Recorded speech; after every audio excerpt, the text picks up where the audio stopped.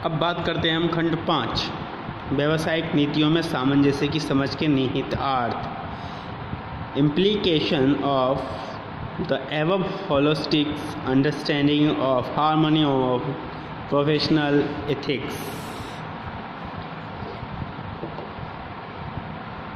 तो पाठ्यक्रम परिचय के बारे में बात कर लेते हैं। क्या है इस इकाई में मानवीय मूल्यों, नैतिक आचरण, व्यावसायिक नैतिकता, समग्र प्रौद्योगिकी, प्रबंधन तंत्रों, उत्पादक प्रणालियों आदि के बारे में विस्तार से बात की गई है। वर्तमान परिदृश्य में नैतिक या मानवीय मूल्यों की व्यावसायिकता के क्षेत्र में भूमिका के बारे में भी चर्चा की गई है। इसके अतिरिक्त विद्यार्थियों में मानवीय मूल्यों को स्थापित करने में उसकी स्वयं की अभिभावकों व शिक्षकों की भूमिका की भी विवेचना की गई है कि किस प्रकार से हम किसी स्टूडेंट का चरित्र बना सकते हैं, उसका व्यक्तित्व को निखार सकते हैं।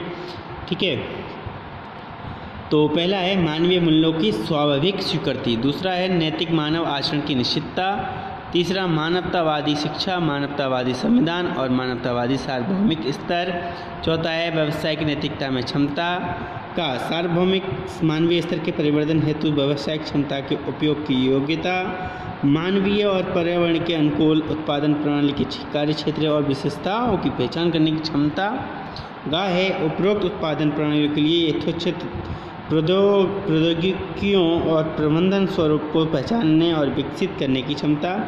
पाँचवा है विशिष्ट समग्र प्रौद्योगिकियों, प्रबंधन तंत्र और उत्पादन प्रणालियों के मामलों का अध्ययन, वर्तमान स्थिति से सार्वभौमिक मानव स्तर में परिवर्तन के लिए रणनीति।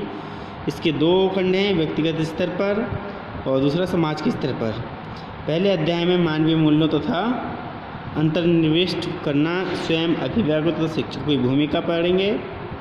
तो मतलब पहले अध्याय में हम क्या पढ़ेंगे, मानवीय मूल्यों तथा उनकी स्वाभाविक स्वीकृति के बारे में जानेंगे। दूसरे अध्याय में नैतिक मानव आचरण की निश्चितता के बारे में विस्तार से चर्चा करेंगे तथा मूल्य आधारित जीवन के निहितार्थ पर भी बात करेंगे। तीसरे अध्याय में मानवतावादी शिक्षा और मानवतावादी संविधान को समझने का प्रयास करेंगे तथा मानवतावादी सार्वभौमिक व्यवस्था के आधार के रूप में इन दोनों को जानने का प्रयास करेंगे।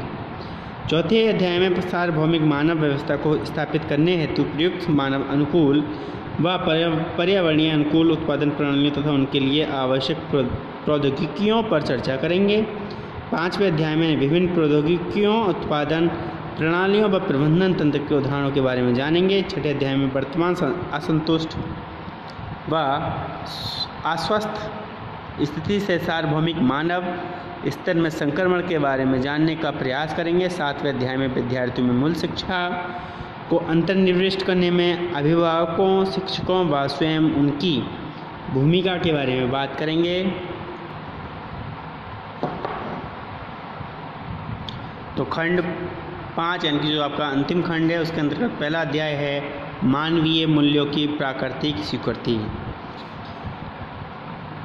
मनुष्य में सही समझ, उचित ज्ञान से उसकी आकांक्षाएं निरंतर प्रसन्नता पूरी होती हैं और ये सही समझ ही है जो अस्तित्व से लेकर संपूर्ण अस्तित्व तक के विभिन्न स्तरों पर सहज सामंजस्य की खोज करती है।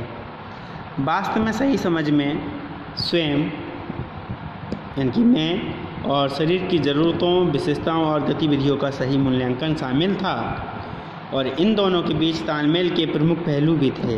इसी के साथ हम मनुष्यों के पारस्परिक संबंधों तथा मूल्यों की विशेषता जो कि परिवार और समाज में सद्भाव में हैं के बारे में जान पाए हैं। प्रकृति में विद्यमान अंतर्निहित अंतर संबंध, स्वनियमन और पारस्परिक पूर्ति का पता भी जरूरी है। यह भी एक महत्वपूर्ण तथ्य है कि पूरे अस्तित्व में सह अस्तित्व इकाइयों के सामंजस्यपूर्ण संपर्क के रूप में प्रकट होता है।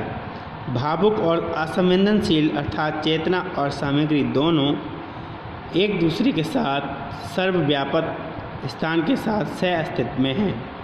ये वास्तविकता है कि अंतरिक्ष विशाल, पारदर्शी, संतुलित ऊर्जा वाला है और प्रकृति की इकाइयाँ अंतरिक्ष में डूबी हुई हैं। अंतरिक्ष में होने के कारण वे ऊर्जावान होती हैं स्वयं संगठित होती हैं और एक दूसरे के साथ निश्चित संबंध को पूरा करती हैं, जिससे पूरा अस्तित्वगत स्तर बनता है। इसे ही समग्र व्यवस्था कहते हैं। उपरोक्त सभी जांचें स्वयं, अन्वेषण और हमारे आसपास की चीज़ों का अध्ययन करने की एक प्रक्रिया के माध्यम से की गई थी। आत्मान्वेषण की प्रक्रिया द्वारा एहसास और समझ को सक्षम करना जारी रखा जाता है। हम अपने जीवन और पेशे में इस तरह की समझ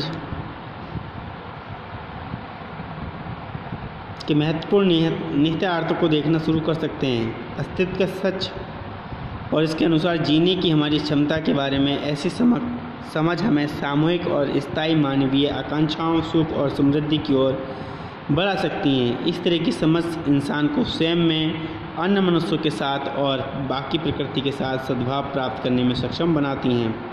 ऐसा लगता है कि आत्मान्वेषण की प्रक्रिया के माध्यम से सत्य का खुलासा करना पूरी मानव जाति के विकास की दिशा है। यही मानव जीवन का उद्देश्य भी है।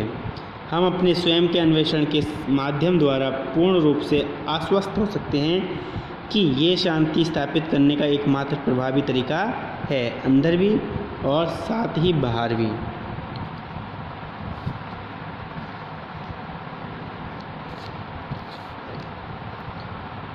सही समझ हमें समग्र विकल्प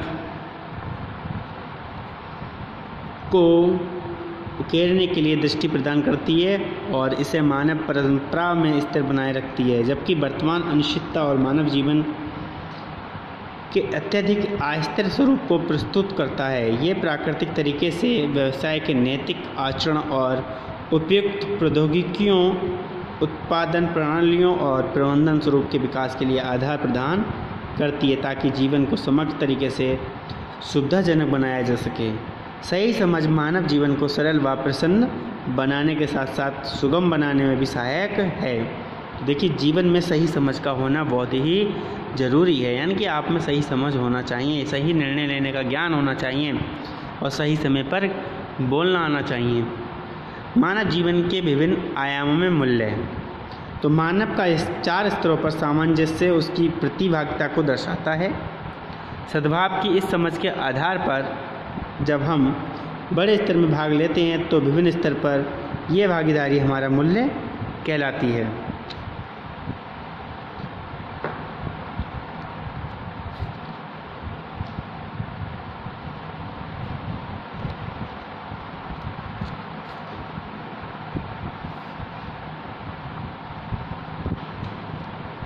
मूल्यों की पहचान स्वयं मैं की गतिविधियों की भागीदारी से शुरू होती है, जो मनुष्य के निश्चित आचरण के रूप में एहसास और समझ पर आधारित होती है।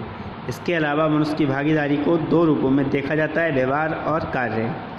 हमने रिश्तों में कुछ महत्वपूर्ण मूल्यों के रूप में व्यवहार से संबंधित मूल्यों के बारे में अध्ययन किया। ये मूल्य हैं विश्वास, सम्मान, स्नेह, देखभाल, मार्गदर्शन, श्रद्धा, महिमा, प्रेम आदि। जब हम संसार में भौतिक वस्तुओं के साथ प्रतिभाग करते हैं तो हम पाते हैं कि प्रत्येक भौतिक वस्तु के 2 मूल्य होते हैं।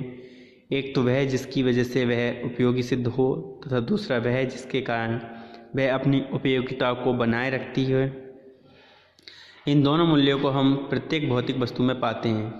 उपयोगिता मूल्य भौतिक वस्तु की प्रकृति में उसके साथ सद्भाव करने वाली दूसरी वस्तु के लिए उपयुक्तता ही उसका उपयोगिता मूल्य तय करने में सहयोग करती है। दूसरा है कलात्मक मूल्य। किसी भी भौतिक वस्तु की उपयोगिता को बनाए रखने में जो मूल्य कार्य करते हैं उन्हें कलात्मक मूल्य कहते हैं। नीचे दी गई सारणी में से हम ये आसानी से पता लगा सकते हैं कि भौतिक वस्तुओं की उपयोगिता मूल्य तथा कलात्मक मूल्य को सुनिश्चित करने में मनुष्य की भागीदारी अहम है। तो ये रही टेबल। भौतिक वस्तु उपयोगिता मूल्य, मनुष्य हेतु कलात्मक मूल्य, मनुष्य हेतु। तो खाना भौतिक वस्तु है, पोषण शरीर के लिए होती है, मनुष्य के लिए उपयोगी है। विभिन्न आकार, सुगंध व प्रकार का व्यंजन है। पंखा हवा में तेजी लाना शरीर हेतु, डिजाइन, रंग, लंबाई आदि ये कलात्मक हो गया। किताब ज्ञान को सजोना, डिजाइन, रंग, अक्षरों का आकार, प्रकार, मोटी पतली आदि। कलम लिखना, पेन का रंग, ढक्कन, डिजाइन पकड़ने को की सही जगह आदि। घर सुरक्षा, सर्दी, गर्मी, बरसात, जानवर आदि से डिज़ाइन, रंग, जगह आदि। वस्त्र, सुरक्षा, शरीर की डिज़ाइन, रंग, आकार, प्रकार आदि। मोबाइल, दूर संभाषण हेतु, डिज़ाइन, प्रकार, रंग आदि। सिलाई मशीन, वस्त्र मिलने हेतु, प्रकार, आकार, रंग, डिज़ाइन आदि। तो ये ध्यान देने योग्य एक महत्वपूर्ण बात यह है कि वस्तु का कलात्मक मूल्य तभी निश्चित होता है जब उसका उपयोगिता मूल्य होता है। जब कोई उपयोगिता नहीं है तो इसमें कला के लिए भी कोई गुंजाइश नहीं है। तो आज के लेक्चर में बस इतना ही। Thank you. जय हिंद।